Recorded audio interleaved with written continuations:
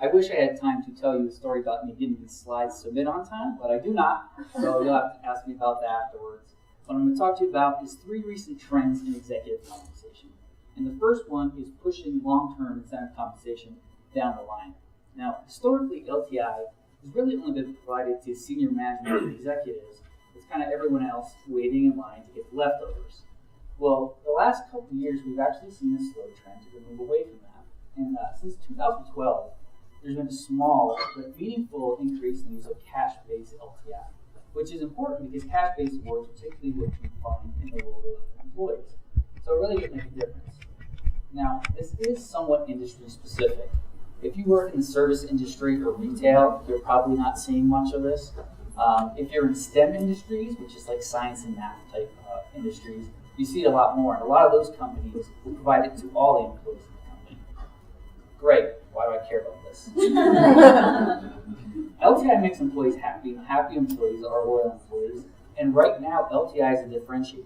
There's still a relatively small number of companies that provide LTI to everyone. Another big advantage is, unlike STI awards that are really individual based, LTI gets everyone on the same page. So you're out trying to drive company performance, stock performance, etc. Everyone's going on the same goal. So definitely something to look at in your organization if you have any say in that. I would consider it. I'm terrible at segues. This guy looked like he was good, so Dodd-Frank and Sam. So the catalyst for this was a few years ago with the market crash and the too big to fail and bailouts. People got really mad about comp. But really this goes back a lot farther. If you go back to 1980, CEOs made about 42 times the average worker. In 2011, that was up to 340 times, which seems like a huge number, and it is. But you almost have to go farther back than that. You go back to 1936, and CEO base plus bonus hasn't changed much at all. Really where you see a huge increase is the at-risk pay, the stock and options, which is really based on company performance. So the 340 is a little misleading.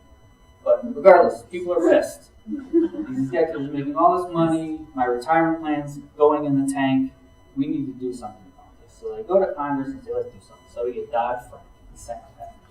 So what is SAM pay?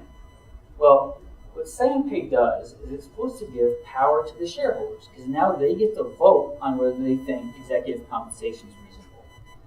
That's great. The little guy gets to go up and smash the big executives in the head. But there's a few reasons why this doesn't really work like that. One is overwhelmingly shareholders just vote based on stock. So if stock's going up, they say, yes, I don't care what the CEO thinks as long as my stock's getting up. If it's going down, even if the CEO's making nothing, they vote no. So it's not really serving the purpose. Another problem is it's not binding. Now, the board of directors could get in some hot water if they're just ignoring shareholders altogether, but the reality is there's nothing about the vote that affects pay. And finally, being an executive of a public company is complicated.